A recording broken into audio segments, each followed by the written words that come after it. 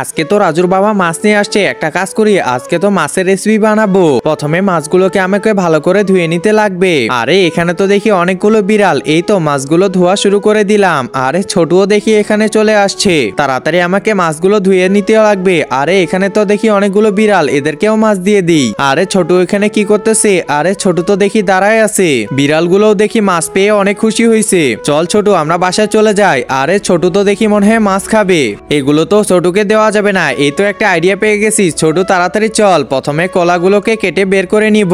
এই তো কলাটা বের করে নিলাম, এরপর মাঝখান দিয়ে কেটে দিব। এরপর এই যে মাছের চোখ দিয়ে দিব। একজন মা কতটা আপন হয়ে থাকে, যার মানেই তাকে জিজ্ঞাসা করে দেখো। তো দেখা যাক বন্ধুরা, এই মায়ের জন্য কে ভিডিওটিতে লাইক এন্ড সাবস্ক্রাইব করে।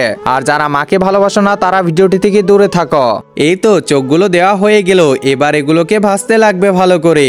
প্রথমে দেখে নি গরম হয়েছে নাকি। আরে গরম হয়েছে, এখন তাড়াতাড়ি এগুলো দিয়ে দিই এখানে। এগুলোকে ভালো করে ভেজে নিতে লাগবে, একবার উল্টাই নি। এই তো রেডি হয়ে গেছে, এখন আমার ছোট মাছ খাবে।